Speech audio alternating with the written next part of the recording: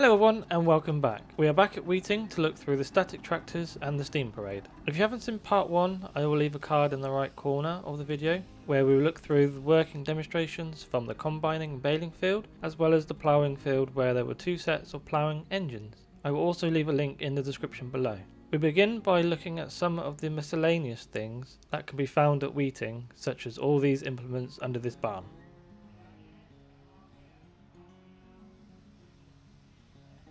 Weeting does have its own railway track on site, with this steam engine being a resident. They normally have a steam engine going up and down the track, however this year I think it was just stationary. Moving on to the static tractors now, we start off with this Dutra.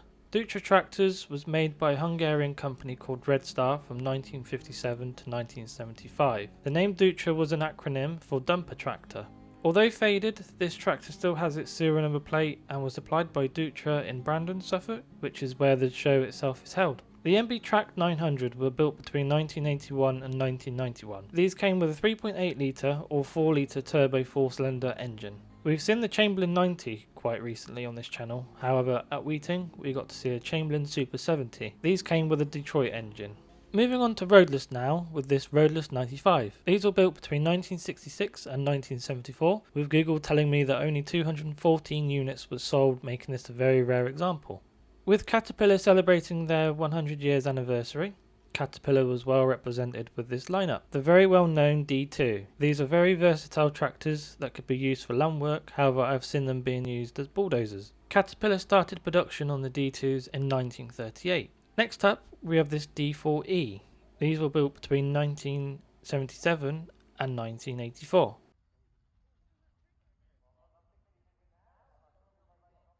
There were only 4 John Deeres on show at Wheaton this year, however I only captured 3. We start off with this Model L and ending with this Model A. The Model A's were built between 1934 and 1952. David Brown's next, starting with this David Brown 1490 in the David Brown case colours. This makes this an early 80s tractor. Going back 20 years, we have this 950 in the typical red and yellow colour scheme. I quite like these David Brown 2Ds. They were a tall carrier tractor and were built between 1956 and 1961. Back with another comparison between the David Brown colour schemes. Both the David Brown 990 Select-Matics, however one was built by David Brown and the other one being built under the case ownership. Moving on to grey Fergies. These were very well represented at Weeting with a lot of Fergie implements, from one throw ploughs to potato planters.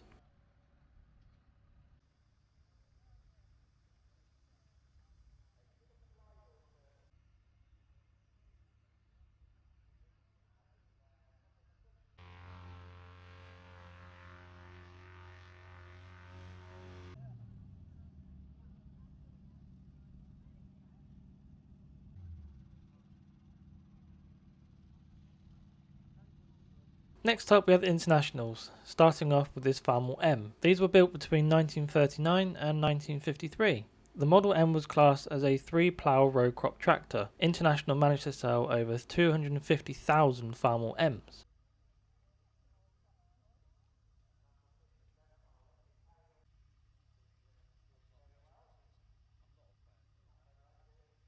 Further along the line, we have this International 784. These were built in Doncaster and were made between 1977 and 1984. A nicely presented 955, something that my granddad used to drive on the farm. These were built between 1977 and 1982. These were built in Neuss in Germany. These came with either a 5.1 litre or 5.9 litre 6-cylinder diesel engine.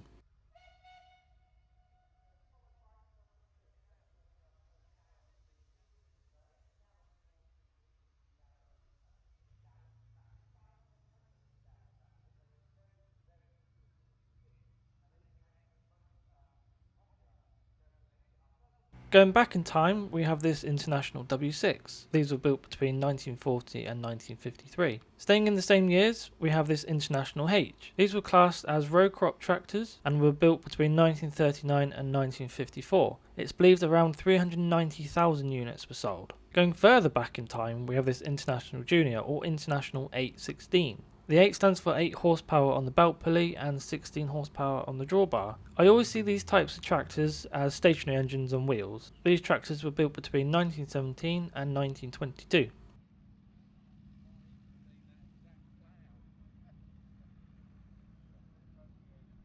I can't go to a show and not get any footage of an International 434. This looked very well restored. I've not seen many of these. It's an International 275, but it's a high clear version, which looks to be somewhat in original condition.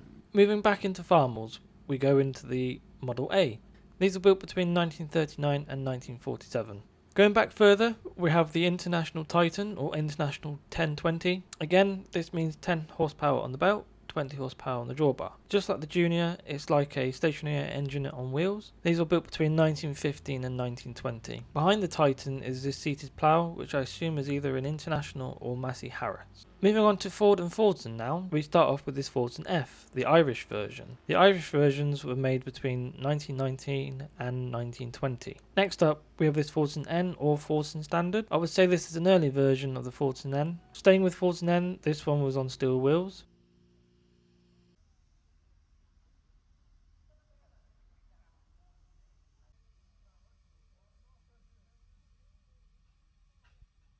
Moving forward a bit in years, we have this Fordson E27N. Celebrating their 80th birthday this year, these were built between 1945 and 1952. Another E27N, this one with a Perkins P6 engine.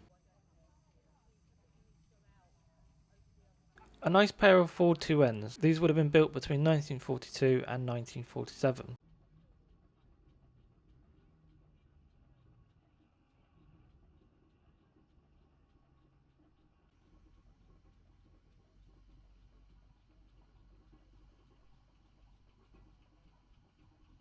Going up from the Dexter, we move into the 1000 range, starting with the Ford 3000. These were built between 1965 and 1975. Something I've not seen before, a Ford 333 Highway. These were based off a Ford 3600, but these were the industrial version. Moving back in time, we have this Fordson Power Major stood next to a Fordson Super Major. This Power Major had been supplied by Ernest Doe.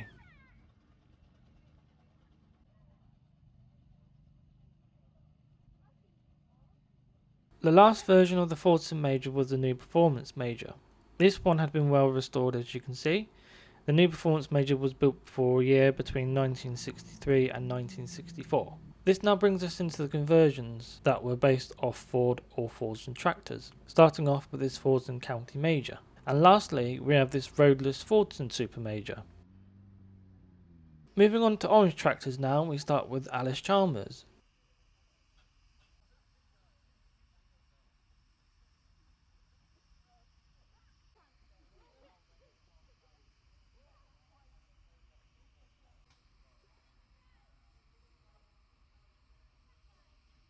I do like ED40s. This one looks like it's been recently restored. These were built between 1960 and 1968.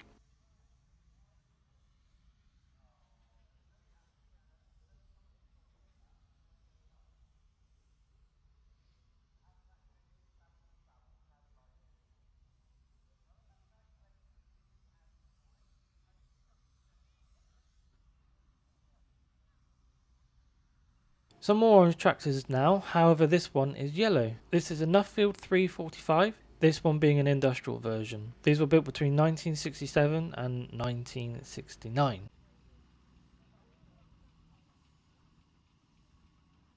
A Nuffield Universal in single front wheel configuration, looks to be in very original condition.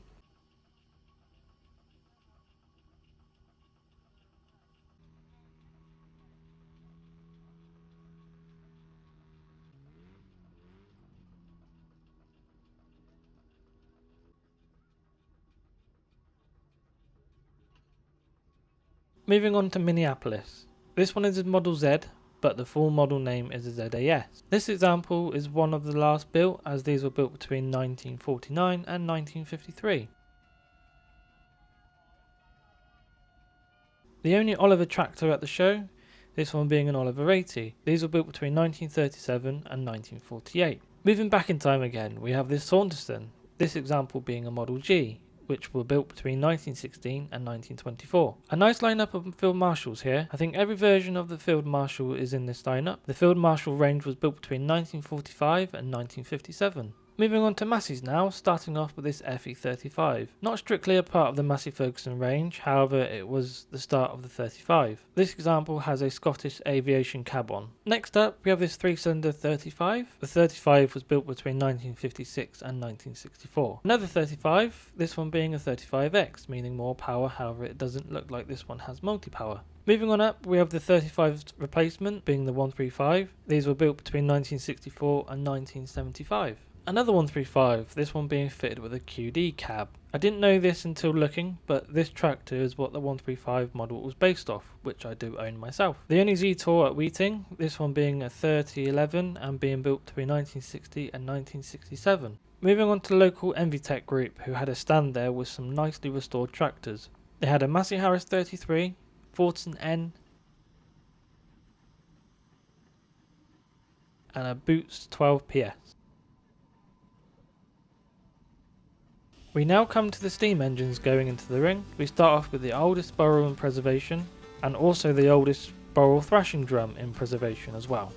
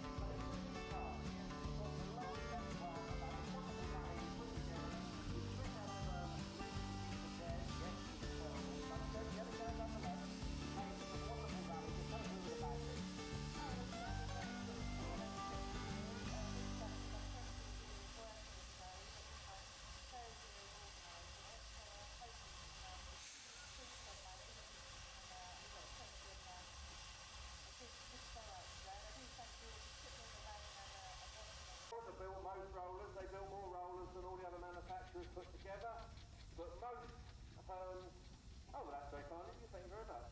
I ain't got a hand to hold it. Most manufacturers had to go, this is a Ruston roller, we've actually got 3 of those here this weekend.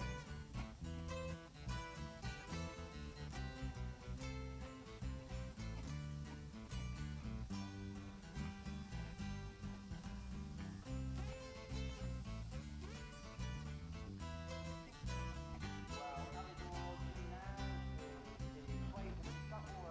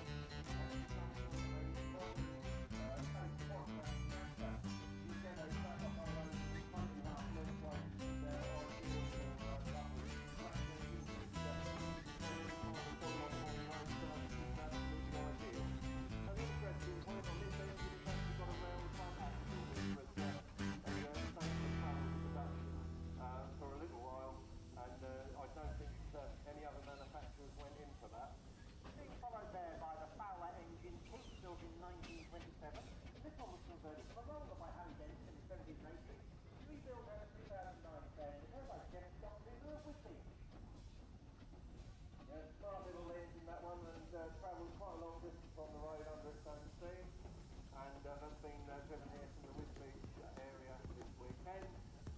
And then this is followed by Monty, the Fowler.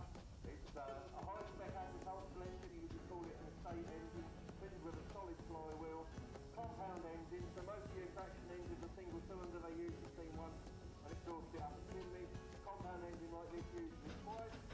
But see, Jeff's got coolers winding the wheel. He's got an engine with a roof on his truck. But there you are, he's devoted to the cause, so he stood out in the rain like we are.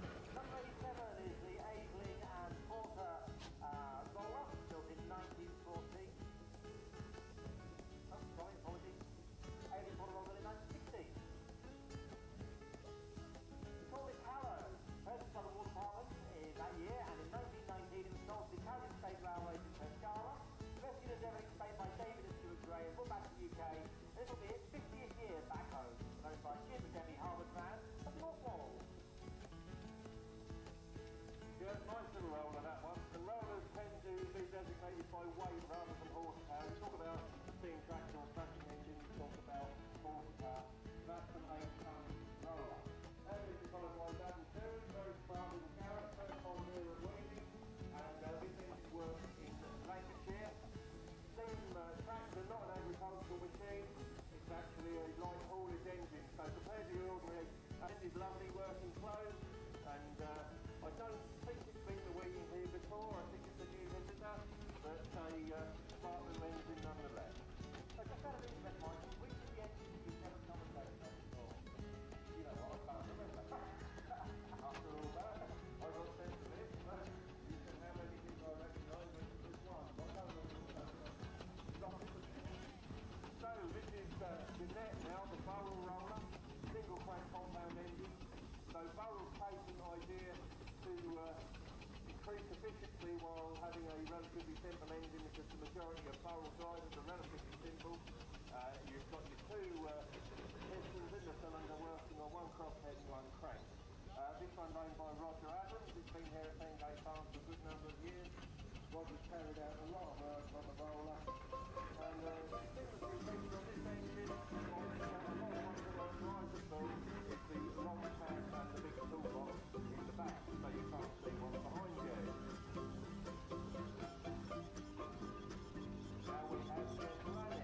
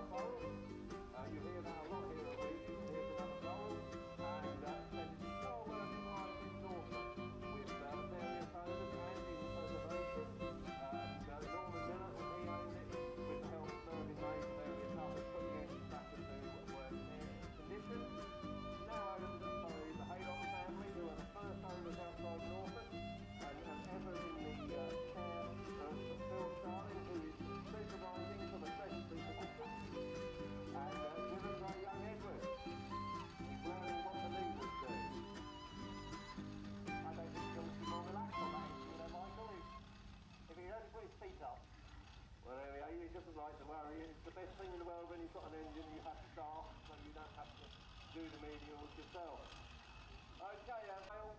For many years it was owned by Ed Driscoll, the familiar sight at East Anglia Club rallies over the years. And again, as I said, a very popular engine for timber work and bits and pieces like that. And this engine is known as Old Pal. Gallagher also tried a little bit of experiment. They did direct ploughing at one point. They did, yes. The vehicle was known as the Suffolk Punch tractor, which was a very unconventional looking thing, but always looked like it was going backwards. So the idea was that you could use it for direct ploughing, but the idea of direct ploughing by steam never really caught on in England because of the ground system. And of course, by the time they came along with their Suffolk Punch, you could already do the same job with a tractor. You can direct or direct ploughing, bigger wheels, it's quite popular. Exactly, I would imagine that you could do it over the week quite easily. Now we have the Duke of Norfolk and Aveling or the steam tractor. Now Avelings all have a horse on the front if you want to know why they're asking after the race. And this one is owned by Richard Hammond, who's driving it today. We do mark the rules of the town. And now we have Veronica, another one of our lucky rollers. Stops you around the field to the other participants. So we do have to let the repair work carried out to the front court. During this work, we have to refer to Patrick, one of his colleagues from the Suffolk Punch.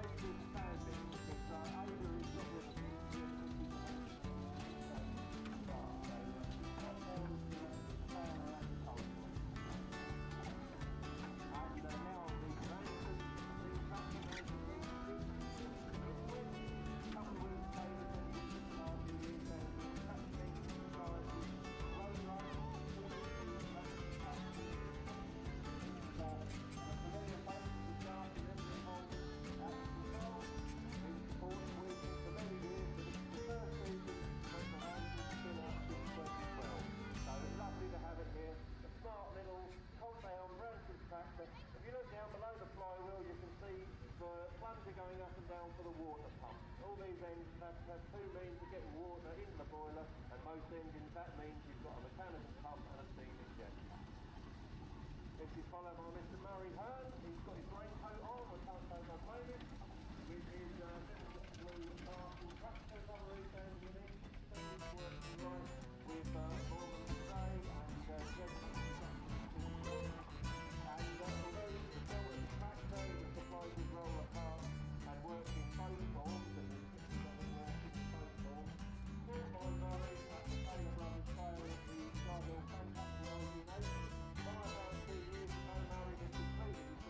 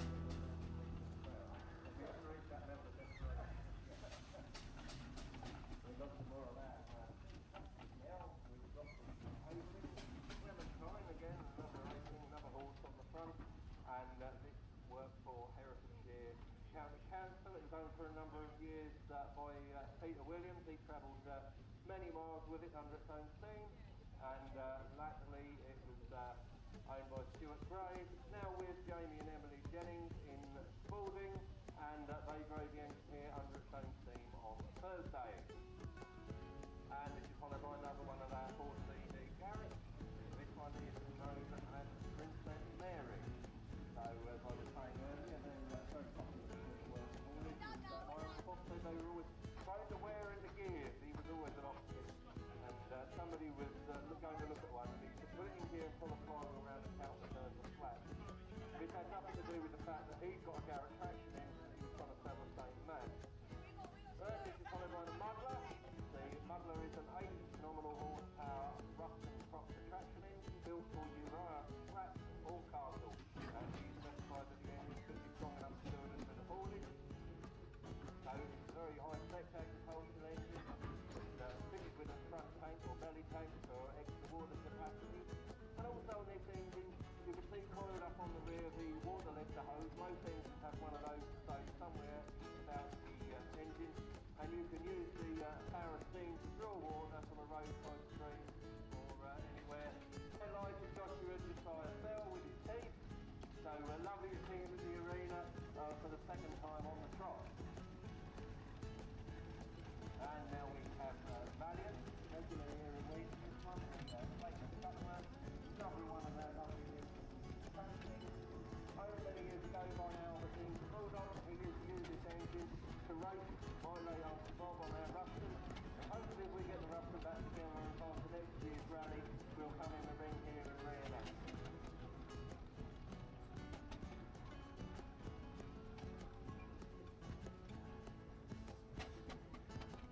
One of our favourite engines now, Queen Mary.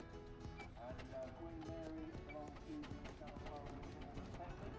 And they are constantly fundraising to look after and enhance their collection of engines.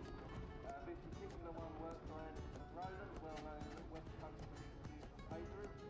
And when she went out of work, she was then owned by the late Liz Kerr.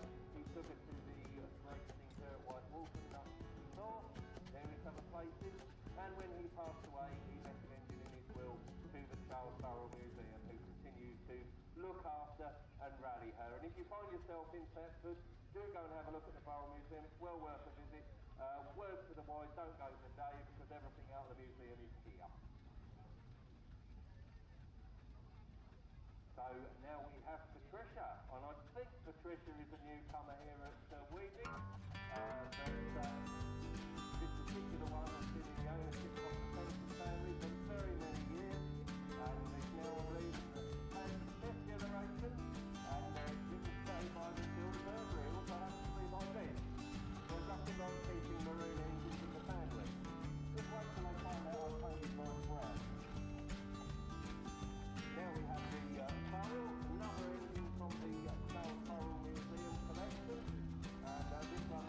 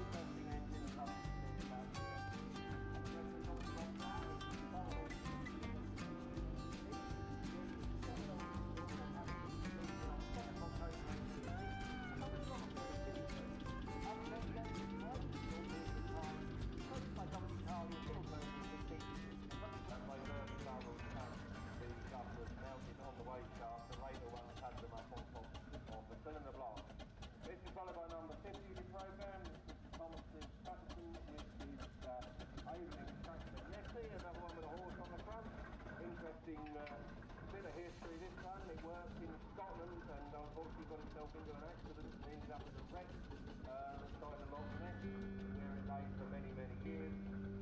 It was then rescued and restored to the prime condition in which it is today.